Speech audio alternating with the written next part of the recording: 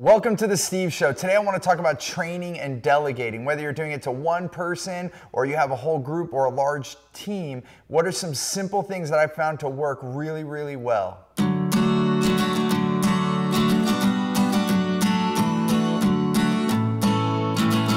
So you might be at the point where you're starting to add to your team. Whether you have a virtual assistant and you just have one person helping you out part-time, or if you have a team of people, we'll look at how I found to have a simple system to be able to train really well and know that it's working in your business.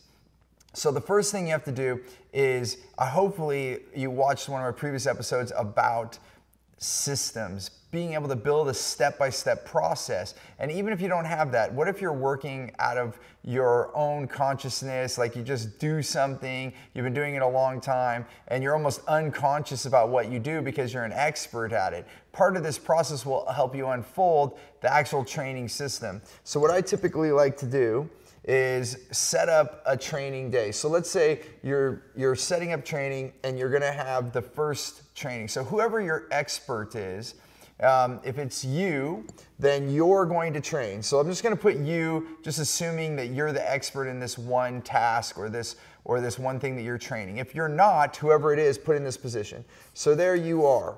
So what you're gonna do is on the first day, I'm gonna put number 1 here, the first training, you're going to train whoever it is. So if you're training one other person, great. If you're training a group of people, great. You know, even if it's 30 people, 100 people, whoever you're training, you train that system. Now, the thing that you're going to want to do is have a second person. So when you do training number 2, now this could be the next day, it could be the next week, you're going to train the exact same task, not a new one. Sometimes when we start training people, we train them on one task, then we train them on another task, and we go on. And maybe that has to be there. Maybe in the first week of orientation or whatever you're doing, you have to train them on a number of things. However, what I want you to do is go back and repeat the same training. You're going to have your second in command, whoever that person is. Let's see, so, you know, let's just put second in command. So whoever that is going to train that same system. So whatever you've trained, now they're going to train. Now the key thing is, before you train, you tell them that they're going to have to train, because they're going to take more notes. They're going to be more aware that they have to train the group. And again, the same group watches the same training, because now the repetition starts to come in. And guess what? So if this is day, let's just say you're doing this every day. So if this is day 1, day 2, and let's say we're going to do 5 days of training. Day 3 goes here, and the third in command now does the training. They lead the training. So, and they're training. So the second person is training. So you're training the team. And then the second person is training you and the team. And then now the third person is doing the same thing. You're all watching, because what's happening is you're going to give them feedback. So at the end of their training, you're going to say, hey, what I saw that worked well was this, and what I'd like to see more of is this, and everyone's watching. So now on the third day of training, and that could be a week later or a month later, depending on how quickly you need to get this repetition in, they're now having to train. The fact that everyone has to train, and I would go all the way down the line. If you have 15 staff members, then over the course of 15 weeks, let's say you do this once a week, then over 15 weeks, everyone has seen the training 15 times, and everyone has trained the training. And as this improves, and you watch and you see the training over and over, it becomes so, everyone's cross-trained, so everyone can do this task. And this goes for even companies where maybe it's not a task that you're required to do every day. But now you know if someone's sick or something happens, then they can take the place of the other employee, the other staff member, the other partner. This could even go with partners, whoever it is that needs to know the same task.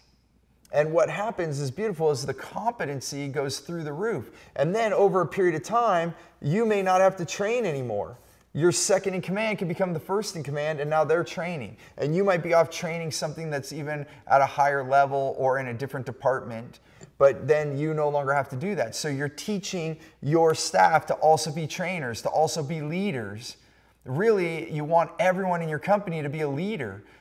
Because if they all can take action and they can all train and take care of each other, they're going to be far higher quality of person to have within your business.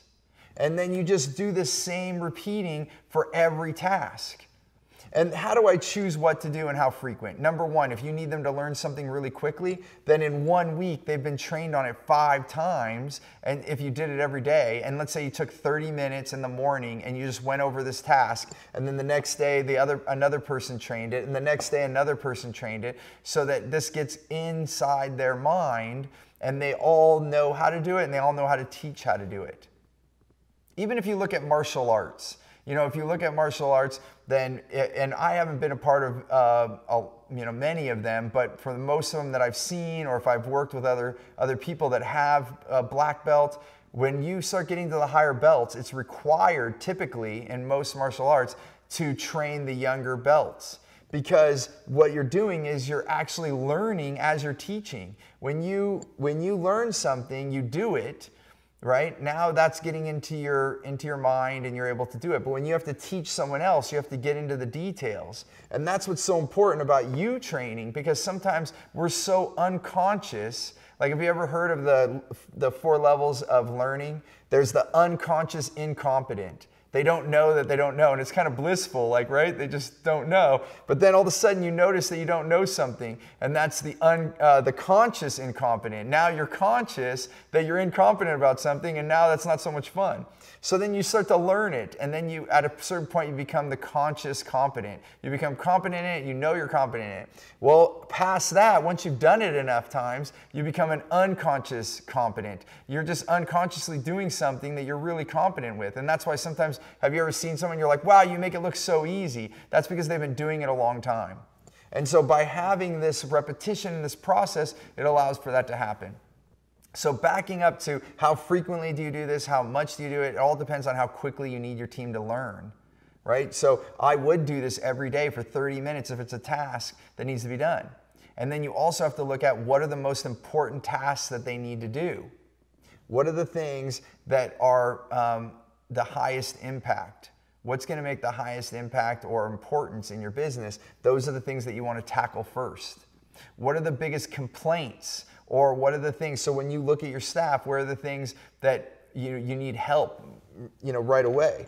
So let's just write a few of these down. So, where are things that you need more help, right? So you need more help, let's train more people. Where are things where there's problems? So then let's attack those right away. Let's go in and train those things. Where are the things that are going to make an impact on your clients or customers, and you can go on and on about making a criteria of what's most important. I don't know what's going to be most important for you. I'm only just giving you a little bit of brainstorming on it, but you can start to say, what tasks should I teach in this manner as quickly as possible?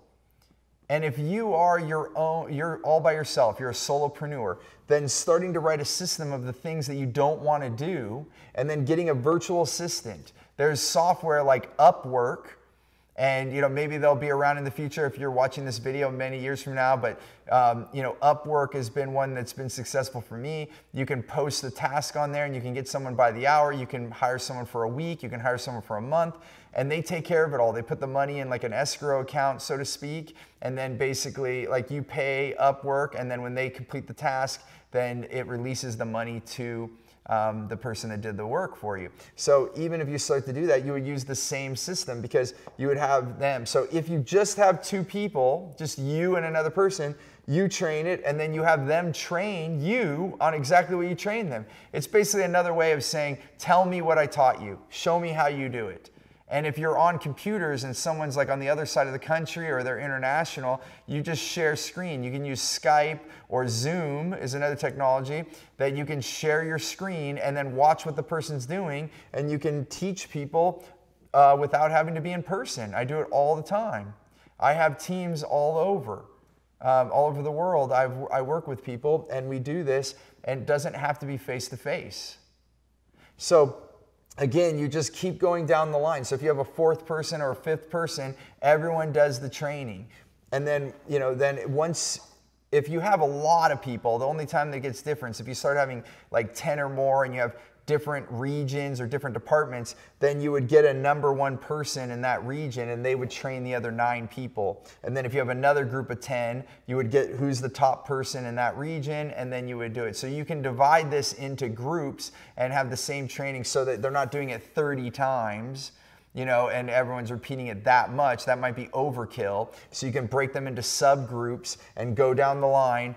And I just want to make a point as we wrap this up. The key thing is that as you go down, the person that has the highest competency, they start, and the person that has the lowest competency, they go last. So the person with the least competency, they have the most times of hearing the training before they have to train. And remember, the other key point is you're telling everyone that they're all going to have to train this same topic or this same task, because then they're taking more notes. I promise you. They know they have to get up and speak to the other person, or even if it's only one other person, that they have to say it back to you. And if you're the boss, they're going to want to do a good job and show you that you can do it. They can do it, right? So it changes the dynamic of the learning. Whenever you learn something and you know that you have to train it later, I promise you're going to take more notes and you're going to be paying attention a heck of a lot more than if you just got trained and then you went on your way.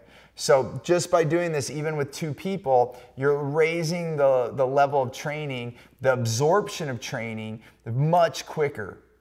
Much quicker. I mean, this has been in my experience. Maybe you'll experience something different, but in my experience with not only myself and my own teams, but also with other companies that I've coached and consulted for, we've ran this same system, and by far it escalated the training. It shortened the time cycle to train people. It escalated the competency of the team in a much quicker pace. And it made it a lot more, it made it easier, and it made it more fun because everyone has this camaraderie learning the same task. And the last thing to summarize again is you would set a schedule, like once every day for a week, and you do it in the morning. You schedule like 30 minutes to train this one system, or you would do it like once a week, or at the very least once a month, have like a training day, whatever it is. And again, that comes back to the speed and the frequency that you think you need based on what you need your team to know in what period of time. So hopefully this system is something that you can test out and try. Please let me know what questions you have, anything more that I can help you with, and maybe I can expand on this further and definitely share my insights as you have more specific questions for your specific needs. I'd be happy to answer those. And if you've gotten value out of this video, please subscribe, stay in touch, and let us know what value you received, because that helps us to continue to do this and for me to keep making videos like this so I can help you in your business and in your career. I look forward to continue to do so the rest of this year. And until next time, remember, choose gratitude and create freedom.